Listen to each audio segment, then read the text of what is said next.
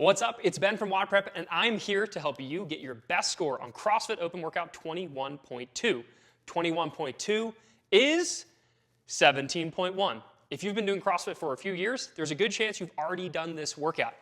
It is a burner, but in this video, we're gonna talk about some special intricacies, some special tips that are gonna help you with the burpee box jump overs and also with the dumbbell snatches. So I have a couple quick tips that I want to give you that should give you your best score possible in this workout. But really quick, if you are someone who would like to sit next to me at the CrossFit Games for free, that's because I am giving away 2 tickets to the CrossFit Games with my buddy John Woolley from Make WODs Great Again. If you want details on how you can win 2 free tickets to sit next to us, then stick around to the end of the video. Also, I have a special place where you can get my mental strategy guide for this workout. This workout is primarily a mental workout. There's not too much skill involved here. Not too much strength either. It's engine and mental strength. So if you want to get my mindset tips for this workout, I will also share details for that at the end. But first, let's dig in to the dumbbell snatches. No matter which division you are in, the dumbbell snatches have a standard that no reps a lot of people, and that is using your alternate hand to press off of your leg. That is a no rep. Make sure you don't get no rep, especially if you're submitting a video for this workout. I can see people's entire scores being invalidated. So please, whatever you do, make sure that your free hand is free and away from your body so that you're not getting countless no reps in this workout. Now that we've made sure that you are not gonna get no repped, there's an important new standard this year that I think is a great new standard, and that is you no longer have to switch dumbbells below your eye line or at eye level. Now you can switch hands whenever you want as long as you complete the rep overhead.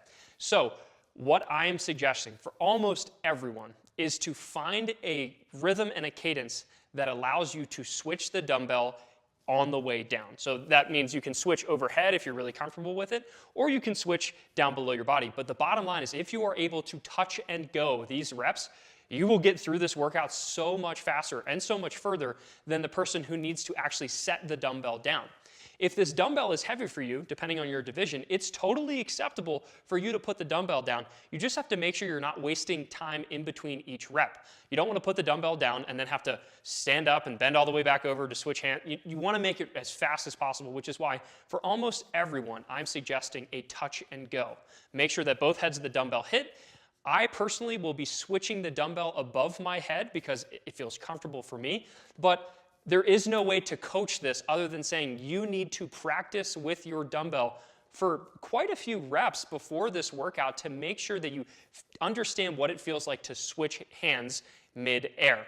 Make sure that you're not so excited to switch hands that you're touching the dumbbell or starting to switch before you lock the dumbbell out overhead. Make sure that that switch doesn't happen until the dumbbell is on the way back down in between reps. So the way I see it, there's like 3 different versions of the dumbbell snatch. We have the true muscle snatch with a high hip. So that's where I'm hinging, I'm keeping my hips really, really high. This is kind of what Justin Medeiros did towards the end of the workout, and Samuel Quant did it a bunch. Basically, they're keeping their hips really high and just driving through the legs to get the dumbbell over their head. But Justin, earlier in the workout, he actually did the version 2 that I'm about to talk about, and that's the squatty dumbbell snatch. So that doesn't mean you're squatting underneath of it. It means that when you go to lift the weight, you're actually bending at the knees and hips and keeping your torso relatively vertical. I'm not suggesting one over the other because we don't know how the burpees are going to fatigue you personally. For some, it might fatigue your lower back. For some, it might fatigue your quads. But when you start to feel fatigue in the dumbbell snatches, which in my opinion aren't the crux of this workout, if you start to get tired on the dumbbell snatches, then just change up your form a little bit, change up your positioning. So you can maybe move from a high hip dumbbell muscle snatch to a squattier hip dumbbell muscle snatch, all the way to, if this does get heavy for you, remember, you can drop underneath of it a little bit and do dumbbell power snatches instead of dumbbell muscle snatches. The bottom line is whatever keeps you moving and keeps you able to do those touch and go reps, that is what you should be doing. For me personally, I remember in the middle of this workout, I switched from that really high hip to I started squatting more. And then I think at the end, as I got really, really tired, let's say I'm trying to squeeze 3, 4, 5 more reps to finish a set unbroken, you actually started to see me dip under the weight a little bit. It's not super efficient if you have to bend your knees every single time to catch the weight, but it is a way for you to not put the dumbbell on the ground and rest. For the people who can stay unbroken on these snatches, you're going to save a lot of time. And again, just modify the positioning of your legs and hips, and that's going to help you keep moving and not have to rest on the dumbbell snatches. Now it's time to move on to what I think is the most important part of this entire workout, and that is the burpee box jump overs. I can't go over all the intricate details of the standards, so make sure you know the standards through and through from games.crossfit.com. In this video, what I'm going to do is I'm going to tell you what my favorite and what WODprep's favorite, we've talked to all the coaches here at WODprep, what our favorite strategy is for these burpee box jump overs. For the RX division, here's what we're suggesting. There's a few different parts of this movement. We have getting down to the bottom of the burpee. We have getting up from the burpee. We have getting onto the box, getting down from the box. So that's what we're going to go through here. This is our best suggested version. Now you can tweak and change this as much as you want. The bottom line is that most of you should not do speed burpee box jump overs. There's so many in this workout that you should not be hopping like a bunny rabbit up and over the box and just be hopping around. Most of us aren't going to be able to maintain that pace, and we're going to burn out. So I suggest treating your burpee box jump overs like a consistent metronome. You're trying to breathe at the same time. You're trying to make every single rep look almost identical. So how do we get down to the bottom of the burpee? We suggest jumping down. You could step down, but generally speaking, it's not very difficult to splat down to the bottom of the burpee, and that shouldn't waste very much time or energy. Now, getting up from the burpee, we suggest stepping up, because if you hop up, you're going to be wasting a lot of energy. So step up from the bottom of the burpee. As you're stepping up, we suggest slightly turning so that you're already in the process of turning around for your next burpee. Remember, we have to do the burpee square to the box, but we don't have to jump on the box square. So start turning your shoulders a little bit. And then as you jump onto the box, if we're in the RX division, remember, you must jump with 2 feet. No 1 foot jumps or stepping up in the RX division.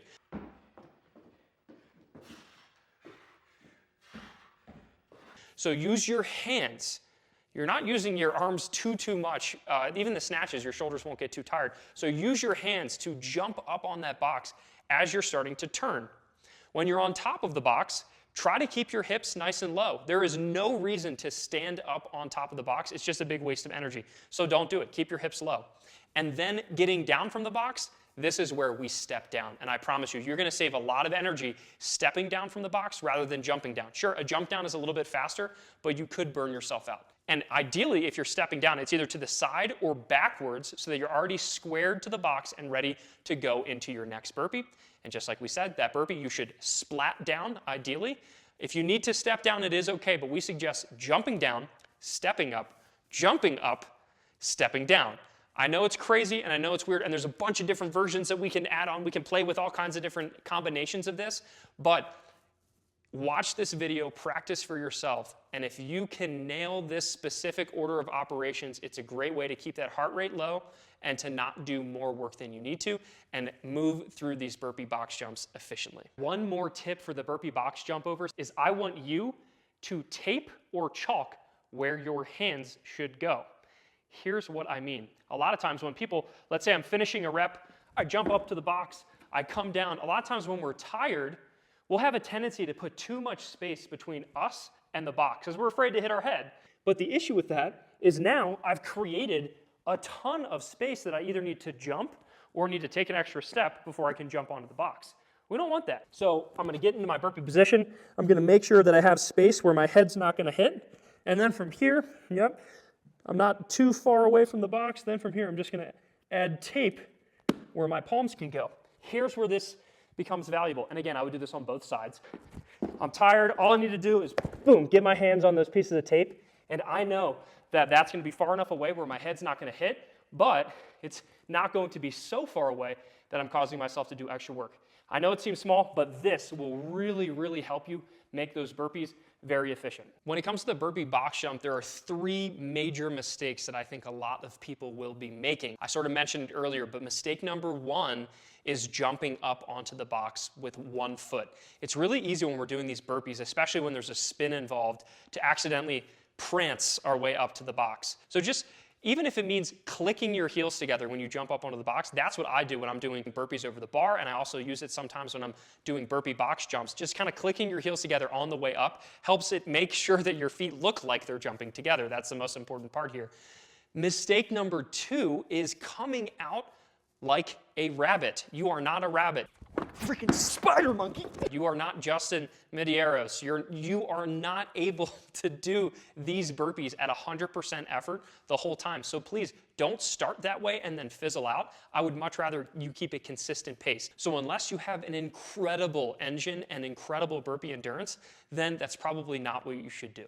And then mistake number 3 for the burpee box jump overs are people who waste too much time on top of the box. So oftentimes when people get really, really tired in this movement, they might jump up to the top of the box and kind of like stand up. That's actually lazy, but you're doing more work. It doesn't make any sense. So don't be the person that stops at any point during the burpee box jump overs. Don't stop on the top of the box and stand up or extend your legs.